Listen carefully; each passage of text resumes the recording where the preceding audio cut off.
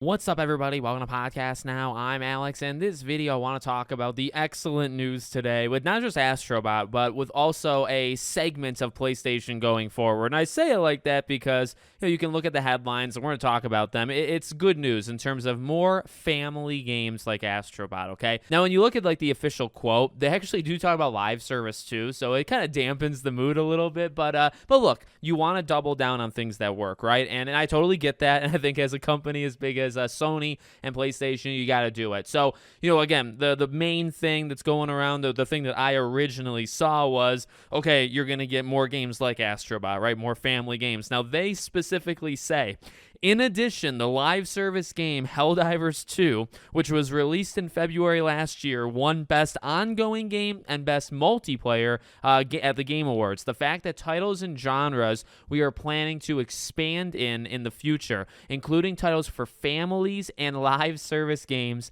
have received these awards is a major stride towards building a broad title portfolio. So they were kind of gloating, right? Which, by the way, I'm not saying that as like a negative thing. You win all these awards. As we say, these are the people that care about the awards, okay? Not necessarily me or you. Doesn't really impact much, doesn't change much about our opinions, but to the heads of these companies and to just the people that are making these games, obviously these awards mean a lot. So yeah, when Astro wins Game of the Year, it is important. It's not like the most important thing. I think sales, I think what it kind of does for the company, I think those things are probably more important. But, when you win Game of the Year at the biggest, award show that there is, that is somewhat of a big deal. When you win, again, like they talk about with the live service stuff, that probably does boost their ego. Again, and, it could be looked at as a negative way for sure, but also in a positive way, right? Where it's like, you can look at Helldivers and it kind of speaks in both ways. It does really well. It is a really good game. It's supported well. It's played, by a lot of people, and it's survived, this long at least, right? 1 year, and it's probably going to survive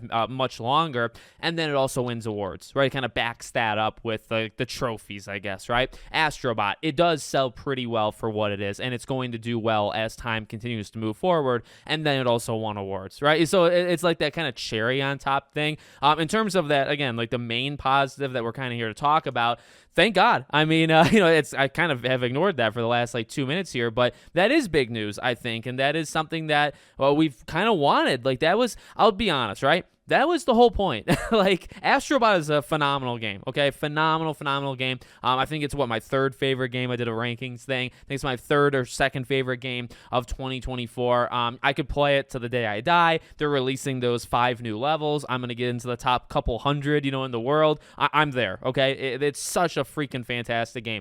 However, leading into the game's launch, one of the main things, and maybe it could be looked at as weird, to some people, but one of the things I was stressing is if you're going to buy this game, I don't like to force things. I don't like to tell you guys what to do. When you're buying this game, buy it for the game itself, but also think about what it could do in the future. And that's something I stressed quite a few times, leading into the game's launch, because if this game does well, yeah, I want more Astrobots. Give me an Astrobot every 2-3 years, which is probably going to be longer than that, but I'm perfectly happy with that, right? Make an Astrobot 2, Astrobot 3, keep going, because the games are magnificent, and that's one of Sony's or PlayStation's best studios, okay? It really is.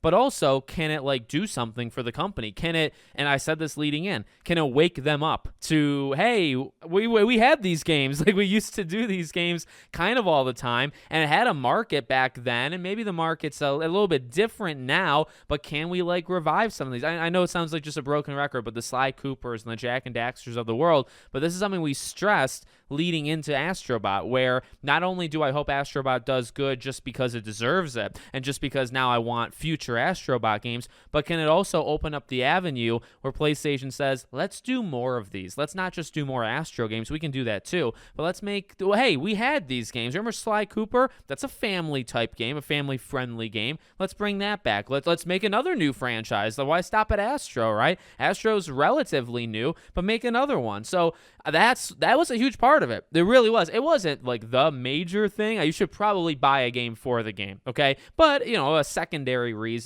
could be what it would send the message. What message would be sent, I should say, right? And I think that message, literally, as confirmed today, Now, again, like the live service thing gets injected there as well, but that message was sent. They are going to, in a way, double down or just, kind of invest in areas that they weren't necessarily investing before. Now, like live service, it's different. Live service, they did invest. They had Helldivers as a hit, and, you probably want to try it a few more times, but you got to be very careful with what you're doing, with live service, right? So that's one where it's like, it's not new. It's not something they are saying, oh my God, there's massive potential all of a sudden in the live service. They thought that years ago. They were late to it. They were bad at it. They hit here and there majorly with Helldivers and then kind of, probably not very successful outside of Helldivers. But with Astro, I really think Astro is like a brand new frontier because this is something they really excelled at 15, 20 years ago, and then they completely dropped. Literally, the last 10 years, besides Astro's Playroom and now Astrobot, they almost entirely abandoned this entire section. And by the way, I think Nintendo has always done this, though. I was going to say, they've picked up the slack.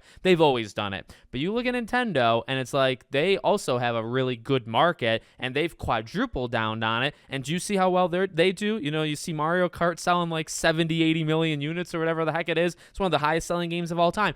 So they've done it. I'm not saying Astro is going to sell 30, 40, 50 million, but what I am saying is there's a market for that stuff. And Nintendo has done it kind of all of history and has actually only gotten better at it as time has gone on. PlayStation used to do it, did pretty okay, abandoned it completely, and then now has realized that there was a market. And it's like, well, no, it doesn't take a rocket scientist, I believe, to run some of, it probably is a little difficult to run some of these companies, but things like this are kind of right in front of your face. It shouldn't take Astrobot succeeding to realize that there's an audience out there like this and that you should do more of it. You shouldn't have needed, but yet, again, like honestly, it's the situation we're in. You did actually need Astrobot to wake them up, open their eyes, because for some reason they were unable to do it before September of last year. So let me know what you guys think in the comments. Make sure as always you're subscribed to the channel, bell icon turned on, and I hope to see you all on the next one.